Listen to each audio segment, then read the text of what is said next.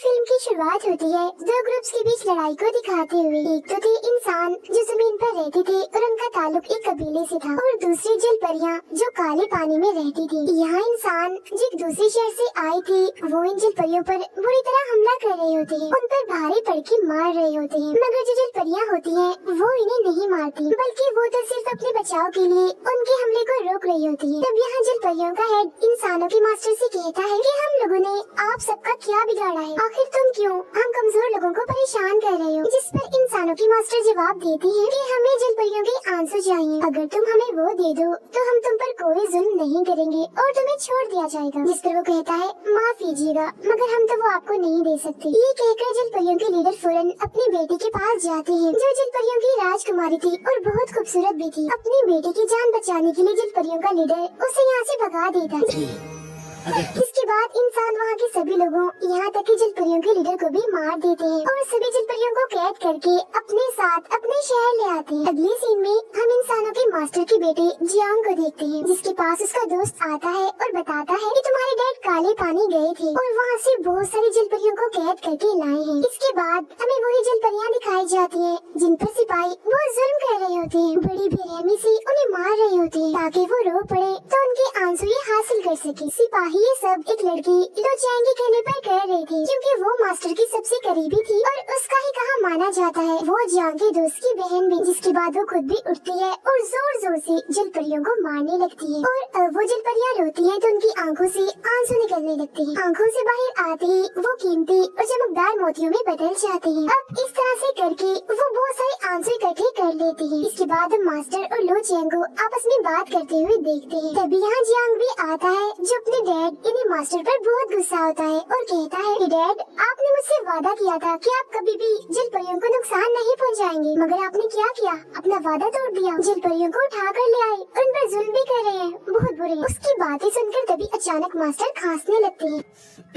देखने से ऐसा लग रहा था कि उनकी तबीयत काफी खराब है, इसीलिए लो चैंग उन्हें कुछ गोलियां खिलाती है। तभी जियांग उसे अलग साइड पर ले जाकर पूछता है कि मेरे डैड की तबीयत ठीक नहीं लग रही, क्या हुआ इन्हें। वो कहती है हाँ सच में आपके डैड बहुत बीमार, उनका इलाज हो रहा है जो सिर्फ जल परियों के आंसू से ही किया जा सकता है, इसीलिए हम काले पानी गए और जल परियों को ले आए। जिस पर जियांग कहता है तुम लोगों को जो भी चाहिए था इन्हें जल परियों के आंसू वो तुम्हें मिल गए हैं ना, इसीलिए प्लीज मेहरबानी करो और उन जल परियों को छोड़ दो। वो कहती है आप छोटे हैं अभी, इसीलिए समझ नहीं पा रहे और न ही आप जल परियों के बारे में जानते हैं कि वो कितनी खतरनाक है। अगर हमने उन्हें छोड़ दिया तो बाद में जरूर आए हम सबसे बदला लेने के लिए और न जाने कितने मासूम लोगों को मार डालेंगे, इसीलिए आई एम सॉरी, हम उन्हें नहीं छोड़ सकते। पर इन बातों के बाद जियांग के डैड उसे वहाँ से जाने का कह देते हैं कि आप जाएं, हमने लो चैंग से कोई बात करनी है। तो वो यहाँ से चला जाता है। फिर उसके डैड लो चैंग से कहते हैं कि अभी जियांग छोटा है, इसीलिए नादान है, कुछ भी नहीं समझ रहा वो, मगर दिल का वो बहुत अच्छा है और क्योंकि उसे एक दिन मास्टर बनना ही है, इसीलिए मैं चाहता हूँ कि जैसे तुमने मेरा साथ दिया,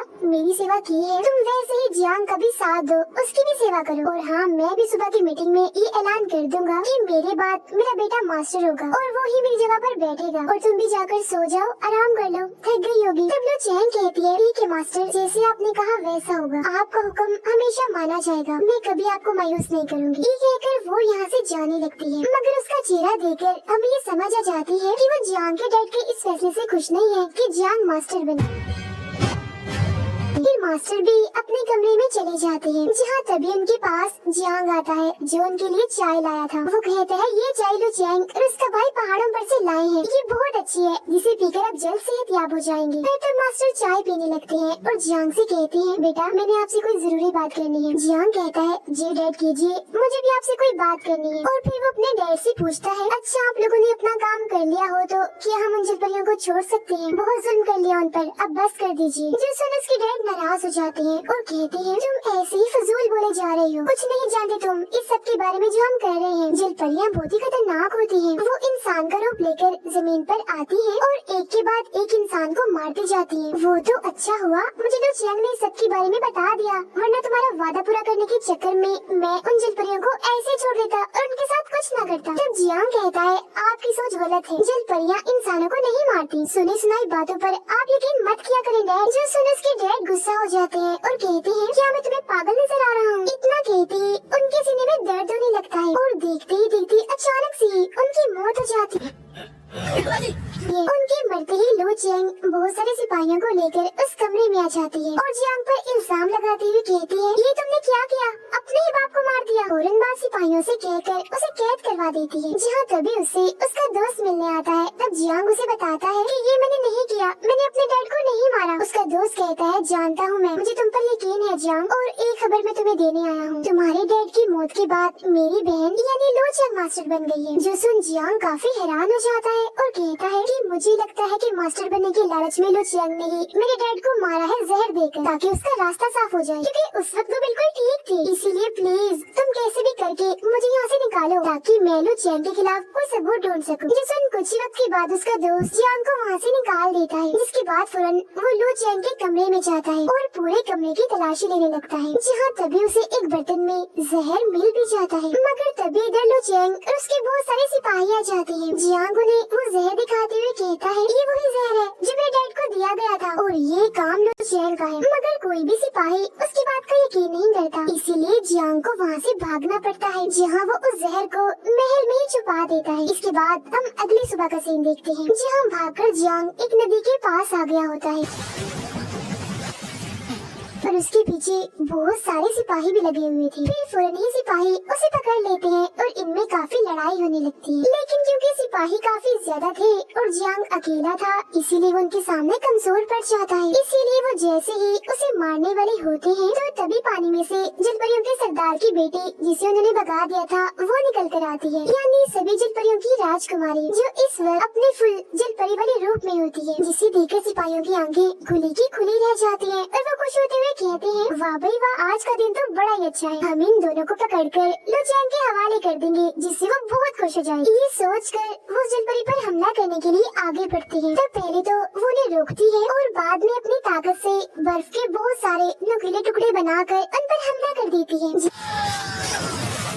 जिससे वो लोग डर जाते हैं और यहाँ से भाग जाते हैं। जिसके बाद वो जलपरी इंसानी रूप में आकर यहाँ से जाने लगती है। तब जियांग उसे रोकते हुए कहता है, तुमने मेरी जान बचाई, ऐ खूबसूरत लड़की, अपना नाम तो बताती जाओ ताकि मैं भी किसी दिन तुम्हारे काम आ सकूं। मगर जब वो जियांग की सूट पर उसके शहर की मोहर देखती है तो उसे बहुत गुस्सा आ जाता है और वो उस पर भी नोकदार बर्फ से हमला करने लगती है, जिस पर जियांग कहता है, अरे ये क्या कर रही हो तुम, अभी तो तुमने मेरी जान बचाई और खुद ही मेरी जान लेना चाहती हो। जलपरी कहती है, तुम्हारे शहर के लोगों ने मेरे सभी अपनों को मार दिया और जितने बचे थे उन्हें अपने पास कैद किया हुआ है, तो तुम ही बताओ मैं तुम्हें कैसे छोड़ दूं? मैं अब तुम्हारे शहर के लोगों को मारने जा रही हूँ अपने लोगों का बदला लेने के लिए, जिसकी शुरुआत मैं तुम्हें मारकर करूंगी। जियांग कहता है, अच्छा मेरी बात भी सुनो, मेरे डैड को तो मेरे अपने ही शहर के लोगों ने मार दिया, मैं भी उनसे बदला लेना चाहता हूँ और मैं उस शहर से काफी अच्छे से वाकिफ हूँ, वहाँ की एक एक जगह के बारे में मुझे पता है, तो मैं भी तुम्हारे साथ चलता हूँ, इस तरह से मैं बदला भी ले लूंगा और जो तुमने मेरी जान बचाई है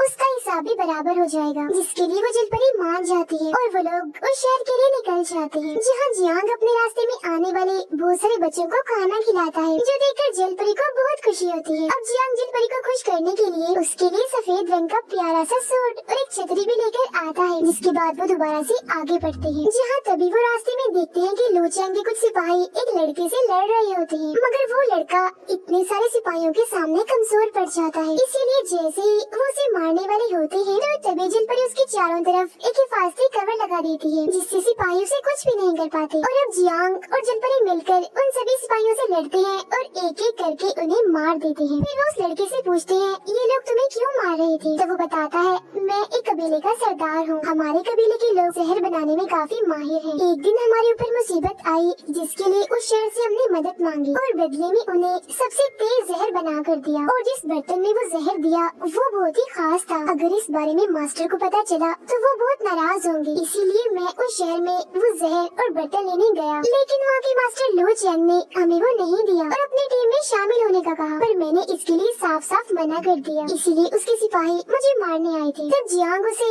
उस बर्तन के बारे में बताता है कि मैं जानता हूँ वो तुम्हें कहाँ मिलेगा, क्योंकि ये दरअसल वही बर्तन होता है जिसमें लो चेंग ने जहर मंगवा कर जियांग के डैड को दिया था। जियांग उसे कहता है मगर तुम्हें वो हासिल करने के लिए उस शहर में जाना होगा, हम भी वहीं जा रहे हैं। जिसके बाद वो तीनों उस शहर के लिए निकलते हैं, जहाँ तभी रास्ते में जल परी बेहोश होकर गिर जाती है। चेक करने पर जियांग को पता चलता है कि जल परी की गर्दन पर एक जख्म है जिस पर जहर लगा हुआ है, इसीलिए वो उसे उठाकर पास ही बने एक होटल में लेकर जाते हैं, जिसकी मालिक एक लड़की थी जो बेहद ही खूबसूरत थी। होटल के कमरे में जाकर वो कबीले का सरदार जल परी के जख्म को देखता है और जियांग को बताता है कि इसे एक फूल की मदद से ठीक किया जा सकता है, जो फूल पहाड़ों पर से मिलेगा। तब जियांग पहाड़ों पर जाकर उन फूलों को लेकर आता है, जिसकी दवाई बनाकर जब जल परी को दी जाती है तो वो बिल्कुल ठीक हो जाती है। यहाँ वो लोग उसी शहर और बाकी चीजों के बारे में बातें कर रहे होते हैं। तब उनकी सारी बातें होटल की मालिक सुन लेती है। कुछ वक्त के बाद हम देखते हैं कि होटल की मालिक उस लड़की को एक आदमी परेशान करने लगता है। तब उसे बचाने के लिए कबीले का सरदार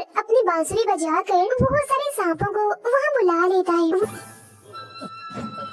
वो सांप उस आदमी को बार बार डंक मारते हैं, जिसके बाद वो यहाँ से भाग जाता है। मगर इन सब के बीच होटल की मालिक के पैर में चोट लग गई होती है, इसीलिए कबीले का सरदार उसे ऊपर उसके कमरे तक छोड़ कर आता है। तब होटल की मालिक उसे रोकते हुए कहती है तुम मुझे पहले ही नजर में पसंद आ गई थी, तो क्या तुम मुझसे शादी करोगी? जिस पर उसकी बात का जवाब ना देते हुए वहाँ रखी एक गिटार की तारीफ करने लगता है, जिस पर वो कहती है मैंने तुमसे कुछ पूछा है, बोलो करोगे शादी? और हाँ, मैं कौन सा तुम्हें अभी शादी करने का कह रही हूँ, मैं यहाँ की सारी चीजें बेच देती हूँ, यहाँ तक कि अपना होटल भी। फिर बाद में हम शादी कर लेंगे और देखना एक साथ हम बहुत खुश रहेंगे। तो वो उसे समझाते हुए कहता है देखो मैं ऐसा नहीं कर सकता, मेरी जिंदगी बिल्कुल अलग है, नॉर्मल इंसानों की तरह मैं नहीं रह सकता। ये कहकर वो यहाँ से चला जाता है, जिस वजह से होटल की मालिक को गुस्सा आ जाता है। इसीलिए वो एक परिंदे की मदद से लो चैंग को उन लोगों के बारे में बता देती है। जब लो चैंग को परिंदे के जरिए उसका मैसेज मिलता है तो वो अपने सिपाहियों को वहाँ जाने का कहती है और ये भी कि होटल समेत उन तीनों को जला दो। और हाँ, साथ ही में होटल की मालिक को। तब चुपके चुपके उसके सिपाही होटल में आ जाते हैं और जल परी को मारने की कोशिश करते हैं,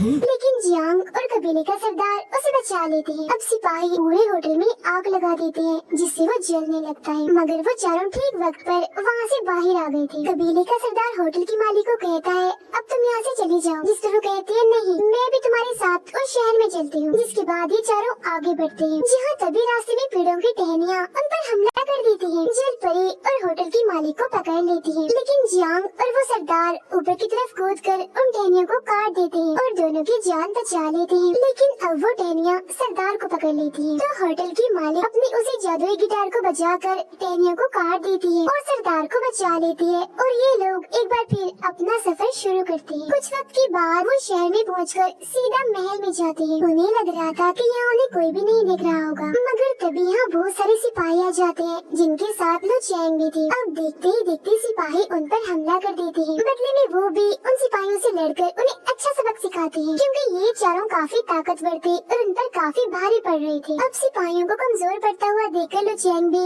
लड़ने के लिए आ जाती है। अपनी पूरी ताकत का इस्तेमाल करके वो सीधा आकर उस जल परी पर हमला करती है, मगर वो अपनी हिफाजती शील्ड बनाकर उसके हमले को रोक देती है। लेकिन क्योंकि लो चैंग काफी ताकतवर थी, इसीलिए जल परी उसके हमले को ज्यादा देर तक नहीं रोक पाती और उसकी शील्ड टूट जाती है और वो काफी दूर जाके गिरने लगती है। मगर गिरने से पहले ही जियांग उसे पकड़ लेता है। अब लो चैंग देखती है कि होटल की मालिक मेरे सिपाहियों को अपनी गिटार से हमला करके मार रही है, तो वो उस पर हमला करके पहले उसकी गिटार तोड़ती है और बाद में उसे भी मारकर थोड़ा बहुत जख्मी कर देती है। इसके बाद वो जैसे ही दोबारा से उस पर हमला करने लगती है, तो सामने वो सरदार आ जाता है। तब हमला उसको लग जाता है और वो काफी जख्मी हो जाता है। अब लो चैंग जियांग से कहती है तुम गद्दार हो, पहले अपने डैड को मारा और अभी शहर पर हमला करने के लिए आ गई हो। जिस पर जियांग उसे कहता है तुम बहुत झूठी और लालची हो और गद्दार मैं नहीं तुम हो। तुमने सिर्फ मास्टर बनने के लिए अपने ही मास्टर यानी मेरे डैड को मार डाला, जिसने सारी जिंदगी तुम्हें पाला और तुम्हारा ख्याल रखा, और अब इल्जाम तुम मुझ पर लगा रही हो। अब लो चैंग एक चाल चलती है। वो कहती है वैसे जियांग तुमने एक काम तो अच्छा किया, तुम जल परियों की राजकुमारी को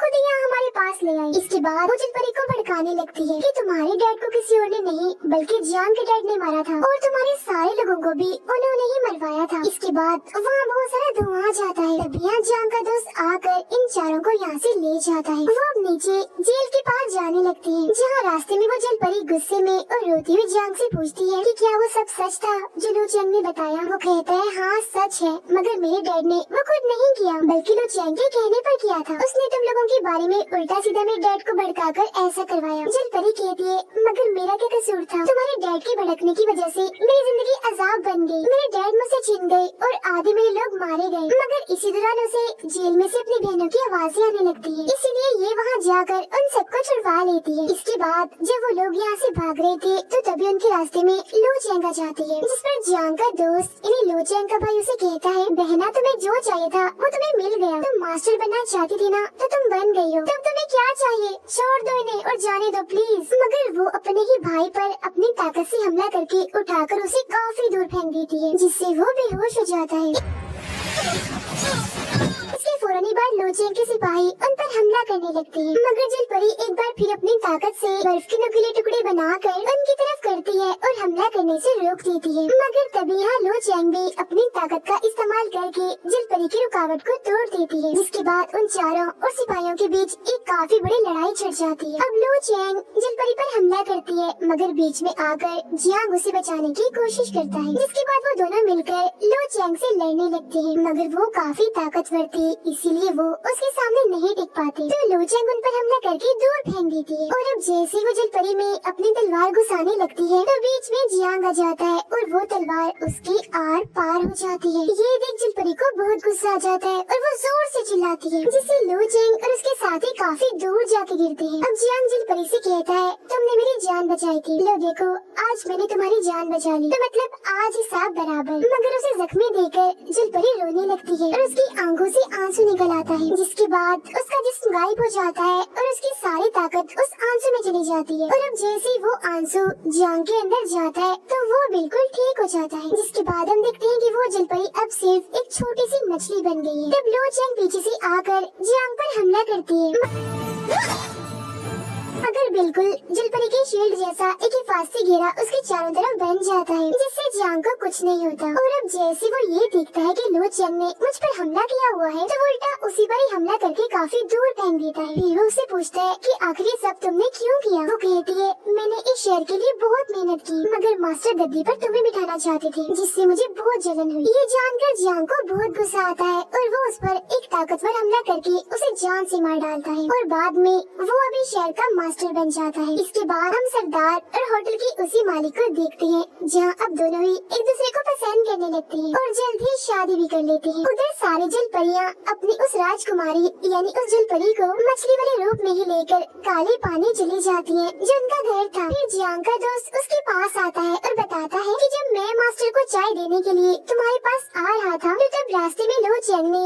चाय में कुछ मिला दिया था, मगर तब मैंने उस पर ध्यान नहीं दिया। लेकिन अब मेरी समझ में आ रहा है कि दरअसल वो जहर था, इसीलिए मुझे इस बात का अफसोस है कि मेरी लापरवाही की वजह से मास्टर की जान गई। इसीलिए तुम चाहो तो मुझे कोई भी सजा दे सकते हो। मगर क्योंकि वो दिल का काफी अच्छा था, इसीलिए जियांग उसे माफ कर देता है। इसके बाद हमें काफी सालों के बाद का वक्त दिखाया जाता है, जहाँ होटल की मालिक और वो सरदार जियांग से मिलने आते हैं, जहाँ वो दोनों बहुत खुश थे और उनके दो प्यारे प्यारे से बच्चे भी होते हैं। फिर इधर ही हम उस जल परी को भी देखते हैं जो काले पानी जाकर ठीक हो गई थी, मतलब वापस असली रूप में आ गई थी। वो भी अब जियांग से मिलने आती है, दोनों एक दूसरे को देखकर बहुत खुश हो जाते हैं और इसी के साथ ही फिल्म यहीं पर खत्म हो जाती है।